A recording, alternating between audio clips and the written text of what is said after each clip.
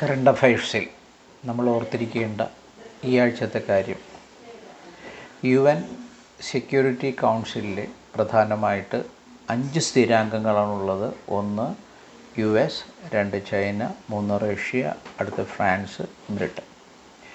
ഈ UN security കൗൺസിലിൻ്റെ അണ്ടറിൽ UN കൗണ്ടർ ടെററിസം കമ്മിറ്റി ഉണ്ട്. അതായത് കൗണ്ടർ ടെററിസം കമ്മിറ്റി എന്ന് പറഞ്ഞു കഴിഞ്ഞാൽ ലോകത്തിലെ ടെററിസത്തെ നിയന്ത്രിക്കുന്നതിനുള്ള കമ്മിറ്റി. അതിൻ്റെ ഇപ്രാവശ്യത്തെ ചെയർമാൻഷിപ്പ് വരുന്നത് അൾജീരിയക്കാണ്, ഓർത്തിരിക്കുക. അതുപോലെ ചെയർമാൻഷിപ്പ് കിട്ടിയിരിക്കുന്നത് പാകിസ്ഥാനാണ്.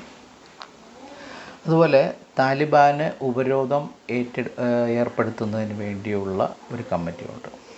താലിബാൻ സാങ്ഷൻ കമ്മിറ്റി 1988 എന്നാണ് അതറിയപ്പെടുന്നത്. താലിബാൻ്റെ മേൽ ഉപരോധം ഏർപ്പെടുത്തുന്നതിനുള്ള UN സെക്യൂരിറ്റി കൗൺസിലിൻ്റെ അണ്ടറിലുള്ള കമ്മിറ്റി.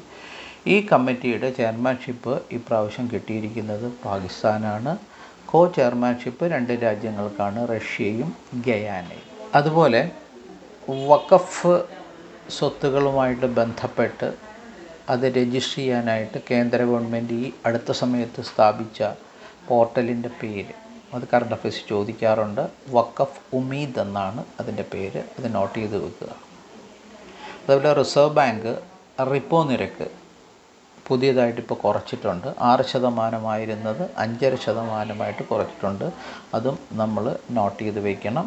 അപ്പോൾ കൂടുതൽ ബാങ്കുകൾക്ക് കൂടുതൽ ലോൺ കൊടുക്കാൻ സാധിക്കും. അതുപോലെ ഉപഭോക്താക്കൾക്ക് പലിശ നിരക്ക് കുറയാനും ഇടവരും. റിപ്പോ എന്ന് പറയുന്നത് റിസർവ് ബാങ്കുകൾക്ക് കൊടുക്കുന്ന പൈസയ്ക്ക് ഈടാക്കുന്ന പലിശയാണ്. അതാണ് 6% 5.5% കുറച്ചിരിക്കുന്നത്. ഇതും എഴുതിയെടുത്ത് വയ്ക്കുക. അതുപോലെ prime ministers museum and library, അതായത് PMML, അതിൻ്റെ പുതിയ ഡയറക്ടറായിട്ട് ഒരാൾ ചാർജ് എടുത്തിട്ടുണ്ട്. അദ്ദേഹത്തിൻ്റെ പേര് നോട്ട് ചെയ്ത് വെക്കണം. അശ്വിനി ലൊഹാനി എന്നാണ് അദ്ദേഹത്തിൻ്റെ പേര്.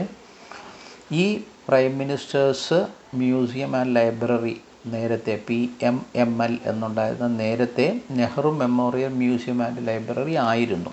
ഈ കാര്യം ഓർത്തിരിക്കുക. അപ്പോൾ Nehru memorial museum and library now converted to PMML. അതിൻ്റെ പുതിയ ഡയറക്ടറാണ് അശ്വിനി ലൊഹാനി. ഇത്രയും കാര്യങ്ങൾ ഇന്നത്തെ കറണ്ട് അഫയേഴ്സായിട്ട് നോട്ട് ചെയ്തെടുക്കുക, പഠിക്കുക.